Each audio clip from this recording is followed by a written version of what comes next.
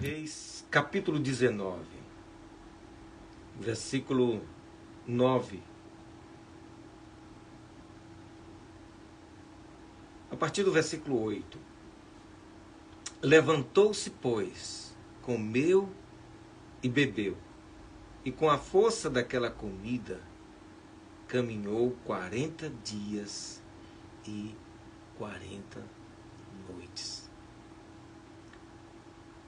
Versículo 9. E ali entrou numa caverna e passou ali a noite. E eis que a palavra do Senhor veio a ele e disse: o que fazes aí, Elias?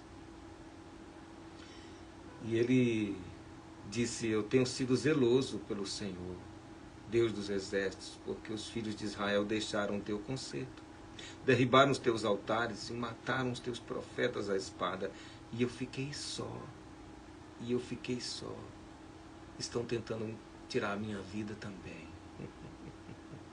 O versículo 11, Deus diz assim: sai dessa caverna, vem para fora, põe-se neste monte de pé, fica de pé diante da face do Senhor. Amados, essa é a história de Elias, né? Elias, ele, pouco antes desse episódio, ele estava tão destemido, tão forte, tão seguro, com tanta fé, com tanta coragem, que ele enfrentou mais de 400 profetas de Baal. Ele participou daquele desafio, ele desafiou os profetas. Se Baal é Deus, vai trazer fogo do céu. Agora, se Deus é Deus, ele vai trazer fogo do céu.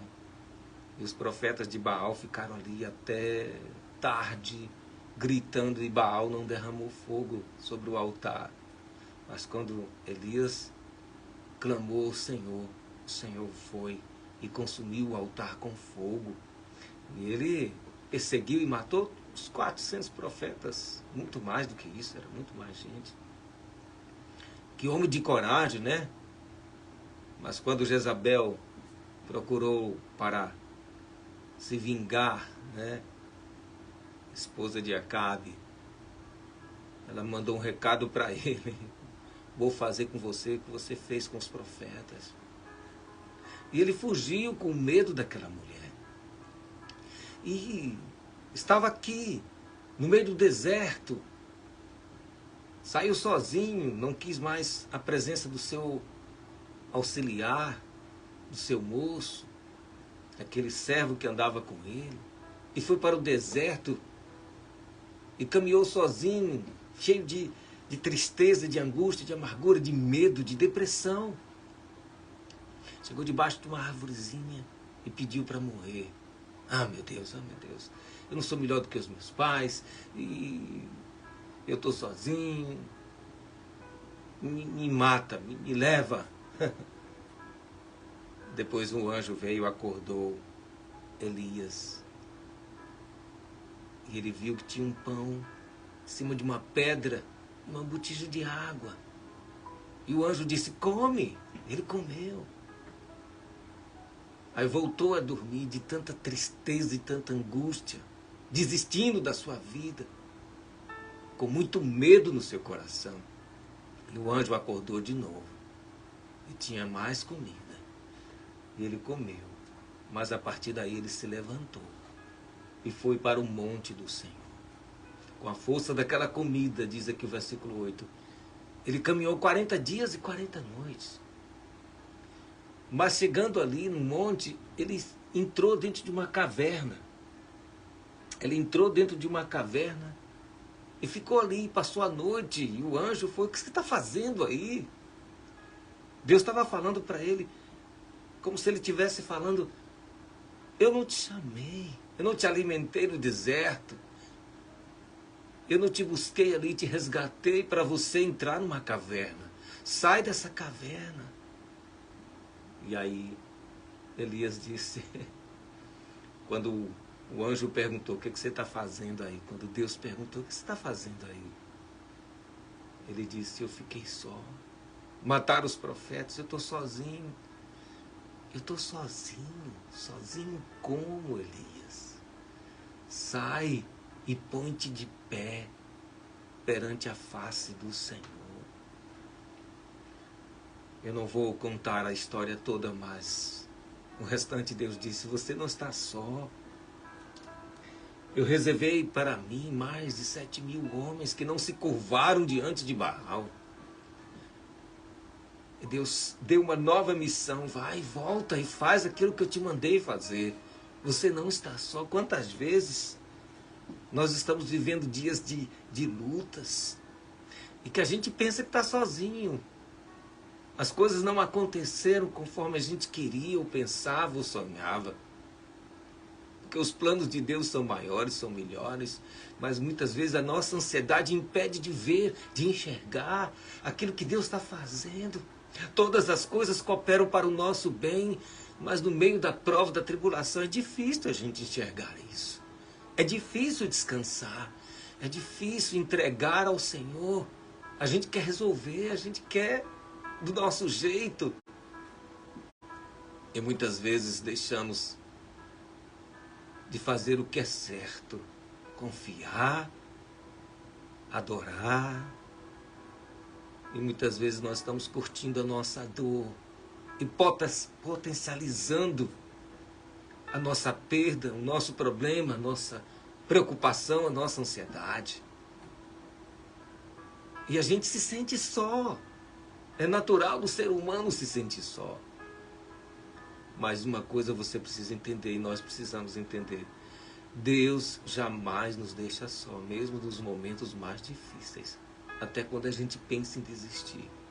Ele vem, nos levanta, nos fortalece, nos anima, nos sara, nos quebra todas as cadeias, tira todo o medo, toda a ansiedade, toda a preocupação, toda a apatia. E vem do Senhor a solução, a resposta. Então, nesse momento que você se sente só, saiba que você não está só. É um sentimento, é um sentir. A gente precisa parar de viver pelo que a gente sente. A gente precisa viver pela fé. A Bíblia diz, o justo viverá por sua fé. E ele não pode retroceder. Minha alma não tem prazer naquele que retrocede. Não volta. Não volta para esses sentimentos. Não ceda. Não fique com medo.